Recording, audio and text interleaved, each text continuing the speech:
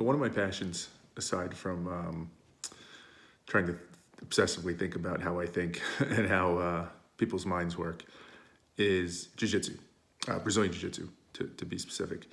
For those who don't know, it's a form of what you would call submission grappling. So it's kind of like wrestling, but with submissions. If folks watch UFC or MMA, it's a form of that. But if you think back, if you've heard of the Gracies and Hoist Gracie and some of the original UFCs, it's that martial art.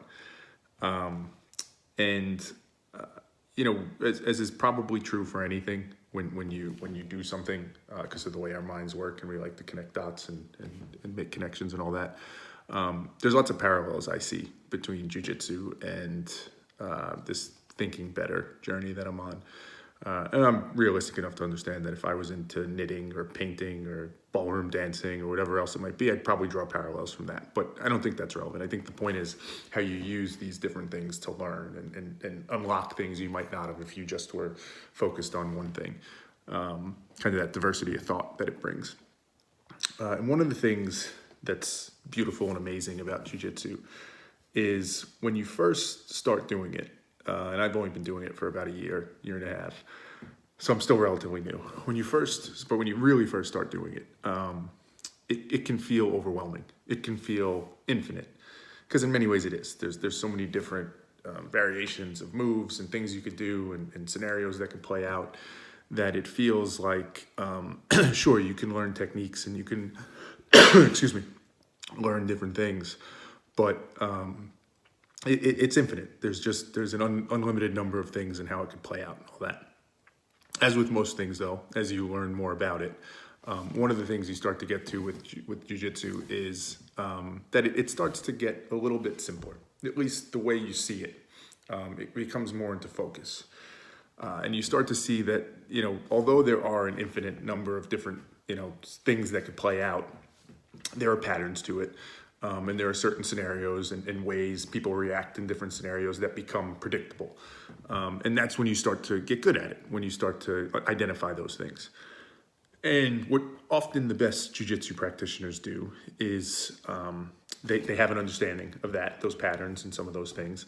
And the way they set up their game is that they start taking actions in which they can readily predict what their opponent's going to do, and then already be planning for the next action after that reaction from the opponent, right? So you're starting to play a few steps ahead, you know, and you can start to say, okay, I'm going to do this because they're going to do that, and then I'll do this, and then they'll do that, and I'll do this. And you can go 3, 4 steps ahead. And then when you get really good, it's 5, 6, 7, 8, and beyond steps ahead, where from the first minute the match starts, you already have a sequence of events in your head, almost like chess, 20 steps down the road, that you know how this is going to play out. And the reason you can do that is, again, because when you put somebody in a certain situation or a certain position or a certain scenario, it starts to limit the options of things they can do. So you're able to start to predict, okay, when I do A, they're going to have to do B, C, or D. So now I've shrunk the world, right? I've shrunk the world from this infinite, overwhelming sense of what's out there to this smaller of 3 options in this scenario. And then you can game plan out, okay, if they do B, I'll do this. If they do C, I'll do this, etc. And then you're ready for it. And you start to direct and dictate the match. And again, you can get 10 steps ahead to where the person you're competing with feels like, you know, they're reacting to this and they're just in the moment, and you've already seen how you're going to choke them out or whatever it might be. So back to the point, there's a valuable parallel in that, I think, to trying to think about when you're trying to accomplish something, when you're trying to affect some sort of change, when you're trying to have a conversation with somebody and try and get them to understand your perspective better. I think there's a parallel to it. Now, you have to remove the competitive nature of it, right? This whole idea of I'm fighting somebody and I want to beat them. There's a version of me a few years ago, earlier in my life, whatever it might be, that when I thought about, you know, those types of situations where you're trying to get somebody to better understand your side, or you're trying to, you know, affect some sort of change, it was a battle, right? That is what you do. You figure out, how do I beat them? How do I outsmart them? How do I trap them in a certain situation so that I can win? When you start to get better at this game of thinking better, I think you start to recognize that it's not about winning. So you kind of have to remove that piece of it. But the rest of it, I think, still holds. The benefit of thinking about the person that you're doing this activity with, whether it be jiu-jitsu or having a conversation or discussion, debate, whatever, and the value of thinking multiple steps ahead and starting to truly understand what is that person's reaction likely to be. And I think that's the key piece of it, right? Because in jiu-jitsu, that's what it is. It's one thing to plan ahead, right? And say, I'm going to do this, I'm going to do that, and do this. But you have to factor in the other person's reaction, right? So your plan, I think it's a famous Mike Tyson saying, everybody's got a plan until they get punched in the mouth. True, right? But if you can start to predict how and when they're going to punch you in the mouth, right? Which hand they're going to use, what technique they're going to use.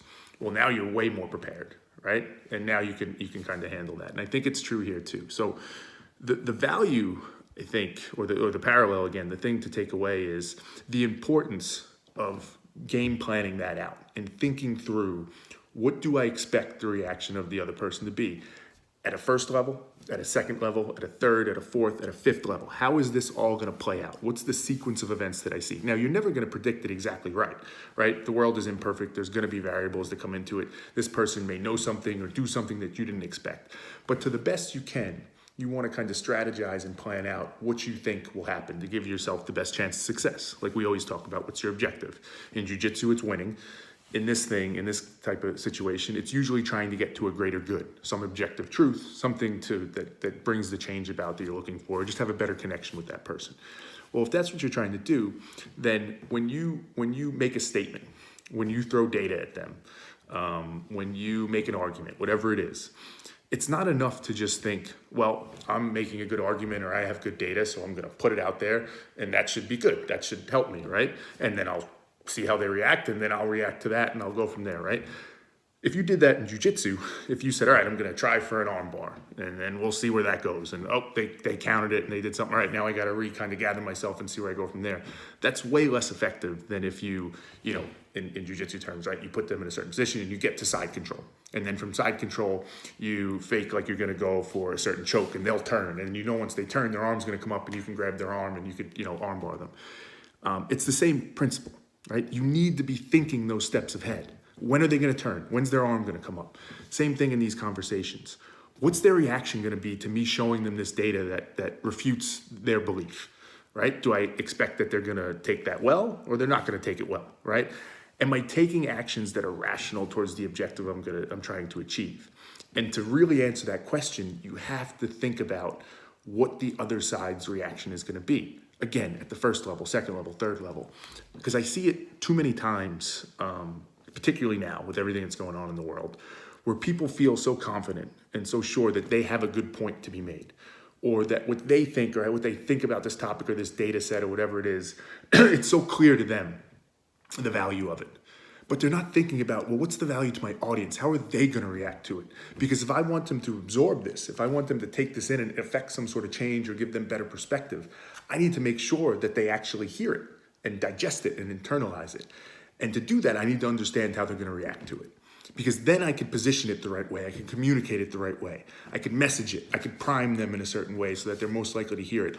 All the things you would do in jiu-jitsu to kind of set up your sequence of events, you want to apply that similar type logic here. It's not enough to just think first level. Not if it's something important and complex and that matters. So that's one of the big things I've taken away from jiu-jitsu is that strategic thinking of 3, 4, 5, 6, 7 steps ahead.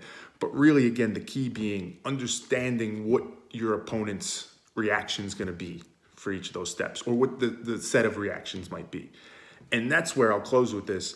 That's where a deep sense of empathy and perspective is so critical. Because the only way, right, in jiu-jitsu, you're lucky. There's certain techniques and there's certain rules to it where you'll know what they're going to do if you put them in this position. In life, in conversations, you don't have that. The trick you have, if you will, in life is empathy. Let me truly try and get inside their head so that I can best understand how they would react to this. Let me truly learn about them and their truth and what they're going through so that I can best predict how they might react to this. Not to beat them, not to outwit them or outsmart them, but to understand how I can make my message most effective to get through to them so that we can have an effective conversation.